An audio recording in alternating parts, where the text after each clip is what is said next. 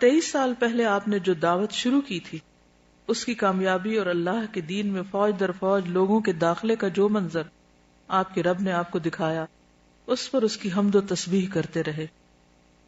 اس دوران بعض وفود کا استقبال بھی کیا۔ حجۃ الوداع کے موقع پر چونکہ آپ کے ساتھ ہزاروں کی تعداد میں لوگ تھے، اس لیے آپ نے ان کو ساتھ ساتھ منظم بھی کیا۔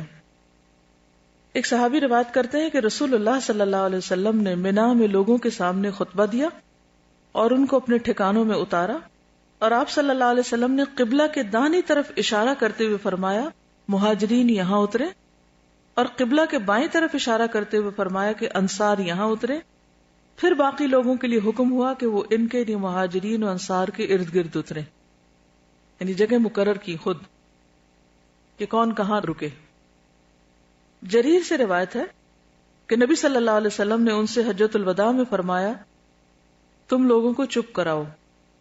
پھر آپ نے فرمایا اے لوگو، تم میرے بعد کافر نہ ہو جانا کہ تم میں سے ایک دوسرے کی گردن مارنے لگو، آپس میں ایک دوسرے کو قتل نہ کرنا، یعنی قتل کو ایک طرح سے کفر کا درجہ دیا۔ آج ہم اس نصیحت پر کتنا عمل کر رہے ہیں۔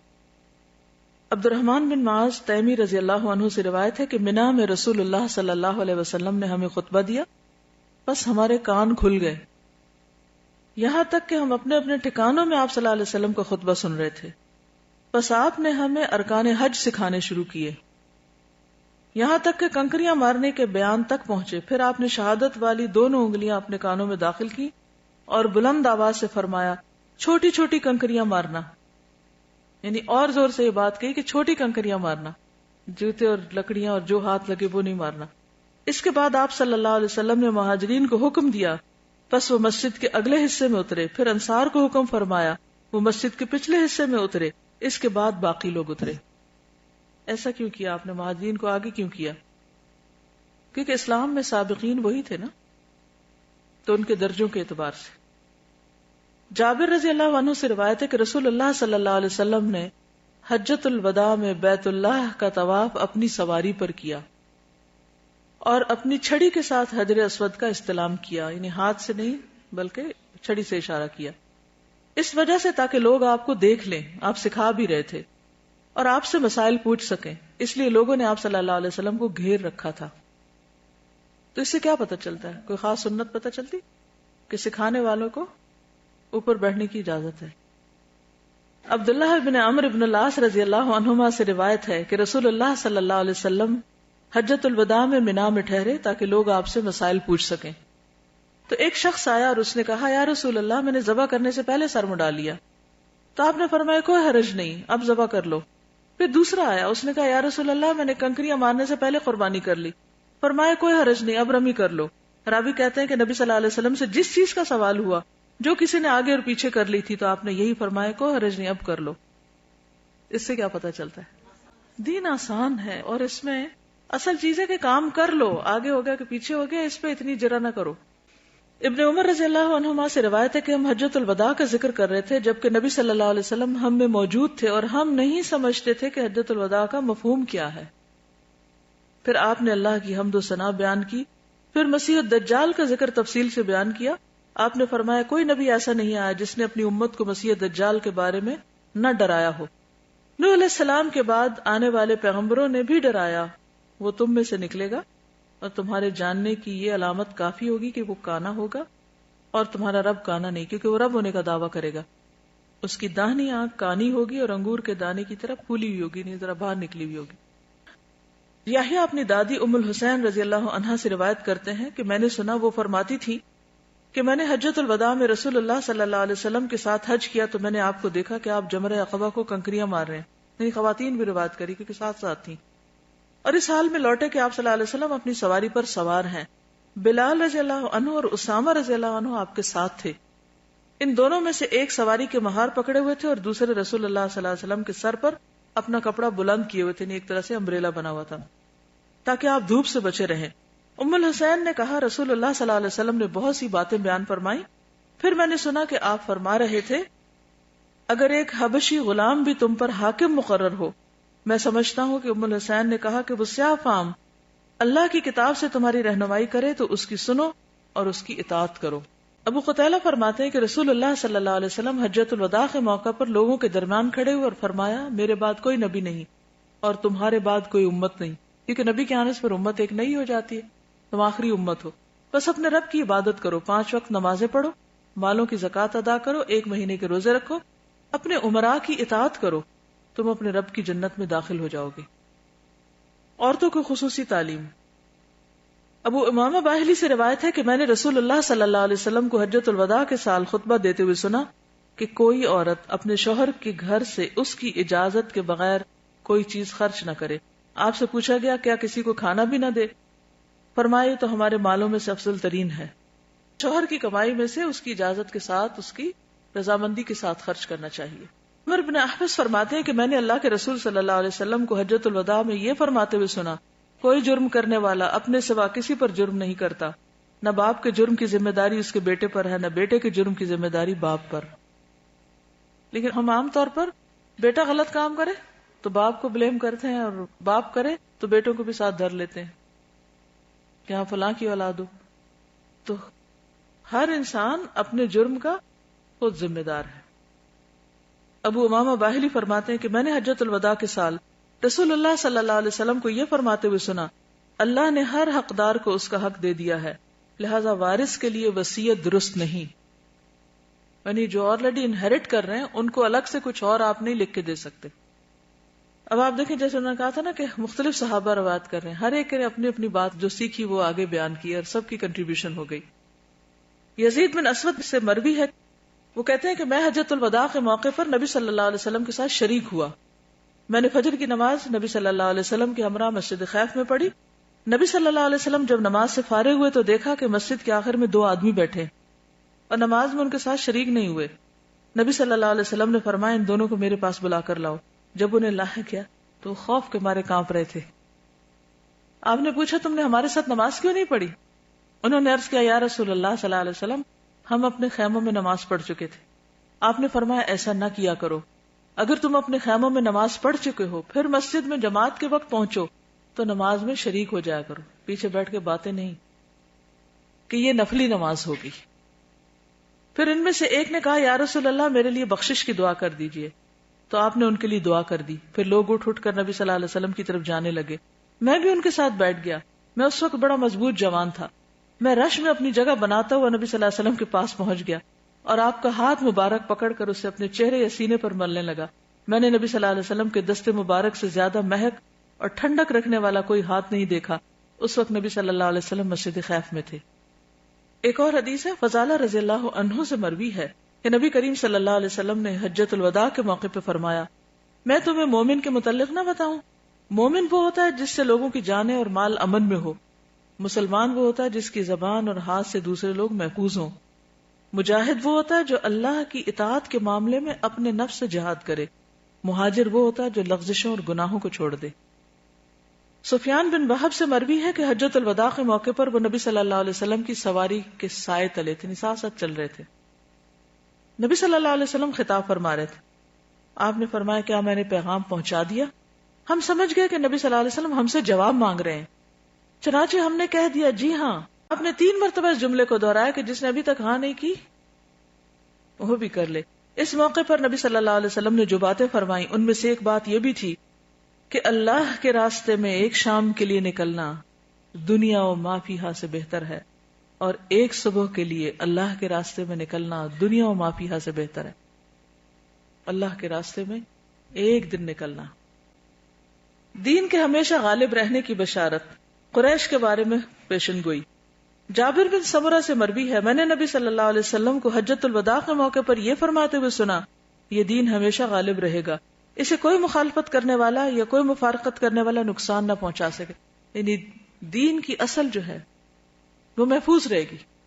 لوگ کچھ بھی کریں لیکن اصل کو ضائع نہیں کر سکیں گے، کیونکہ قرآن کی حفاظت کا اللہ نے ذمہ لیا ہوا. یہاں تک کہ میری امت میں 12 خلیفہ گزر جائیں پھر نبی صلی اللہ علیہ وسلم نے کچھ کہا جو میں سمجھ نہیں سکا یہ بھی بتا دیا، مجھے نہیں سمجھ آئی. کتنے سچے لوگ تھے. میں نے اپنے والد سے پوچھا نبی صلی اللہ علیہ وسلم نے کیا فرمایا؟ انہوں نے کہا کہ نبی صلی اللہ علیہ وسلم نے فرمایا کہ وہ سب خلفاء قریش میں سے ہوں گے. کبیرہ گناہ سے بچنے کا حکم بھی دیا.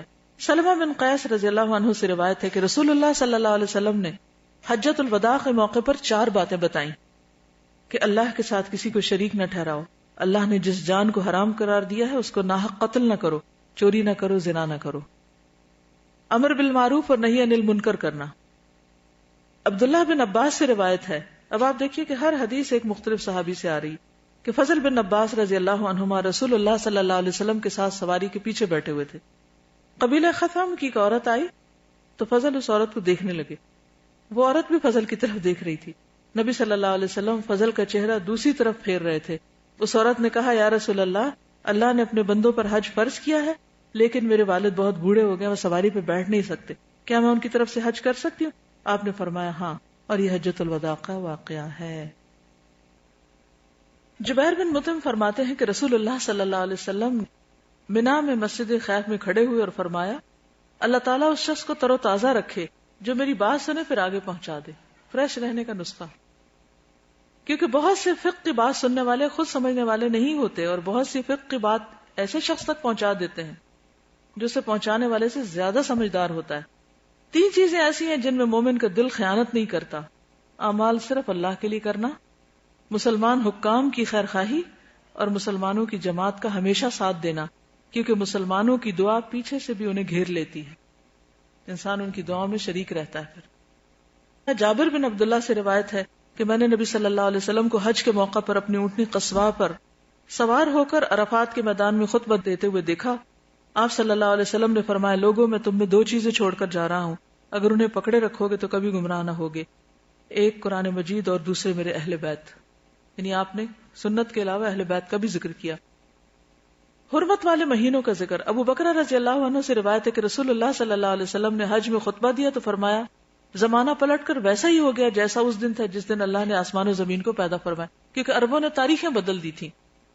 سال میں 12 مہینے ہوتے ہیں، 4 حرمت والے ہیں، ان میں سے 3 پے در پے ہیں، یعنی ذوالقعدہ، ذوالحجہ، محرم اور رجب، جو کہ جمادہ اور شعبان کے درمیان ہے۔ 4 حرمت والے مہینے۔ تاجروں کو بھی تعلیم دی۔ سوید بن قیس سے روایت ہے کہ میں اور مخرفہ عبدی حجر نامی جگہ سے کپڑا لے کر آئے تو رسول کریم صلی اللہ علیہ وسلم ہمارے پاس تشریف لائے اور ہم لوگ بنا میں تھے۔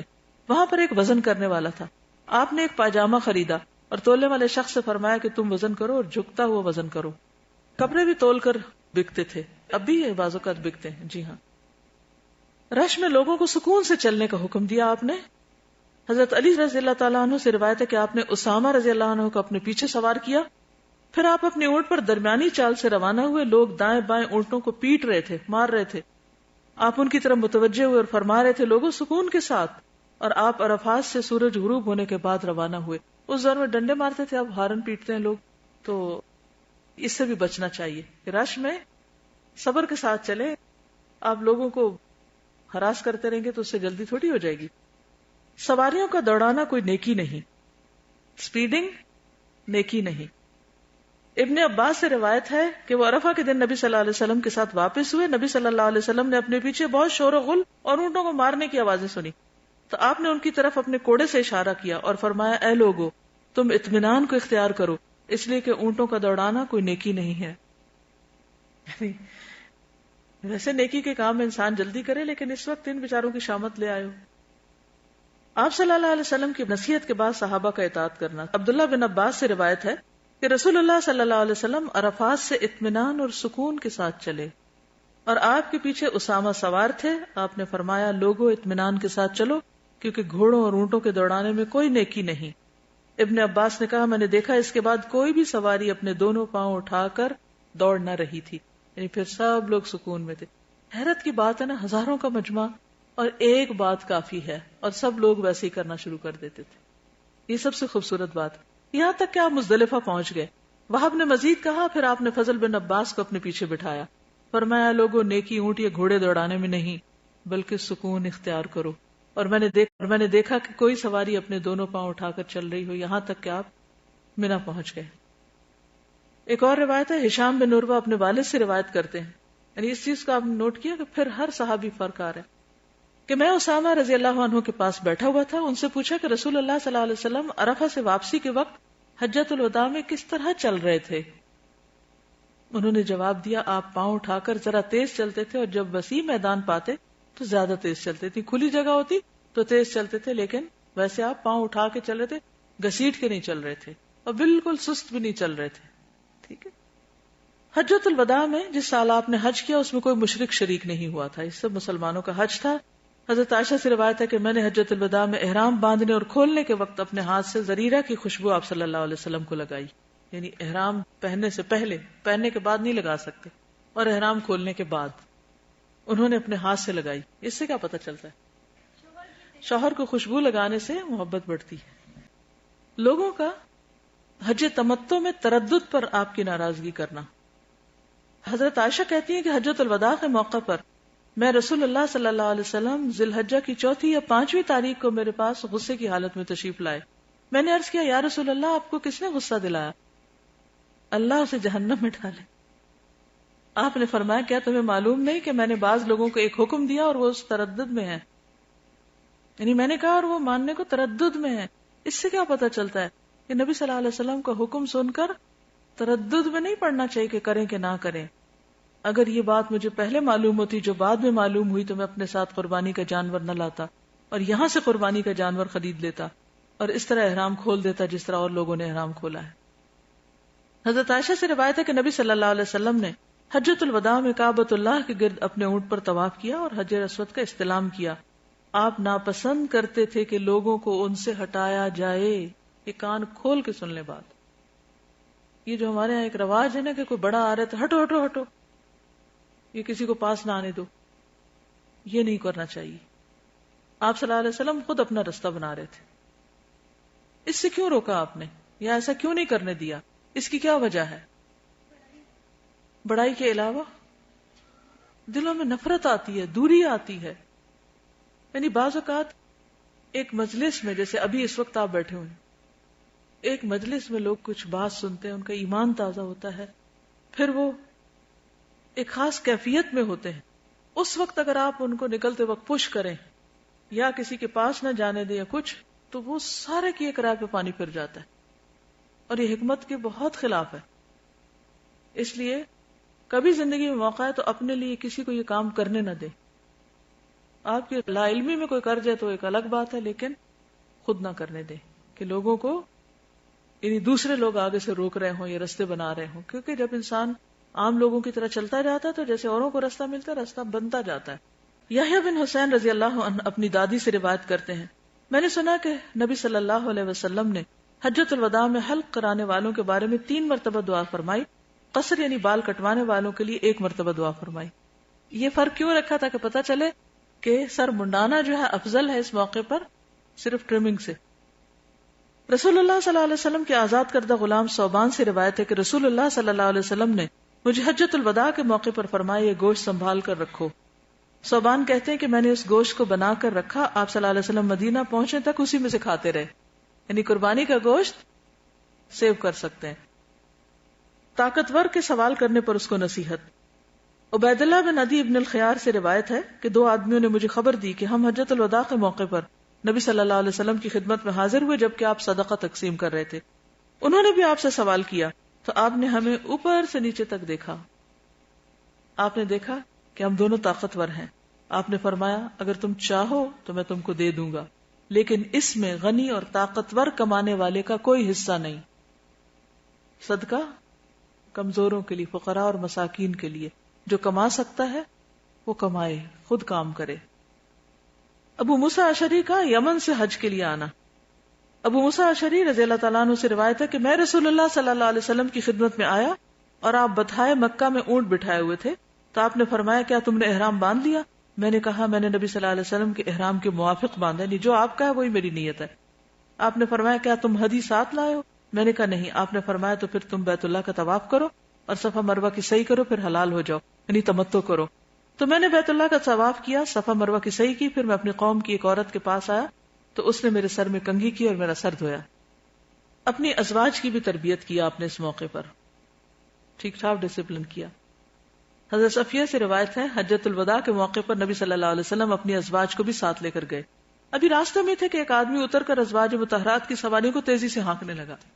نبی صلی اللہ علیہ وسلم نے فرمایا ان آبگینوں کو آہستہ لے کے چلو، انہیں عورتوں کی سواری اتنی تیز ہے نا بہت جھٹکے لگیں گے.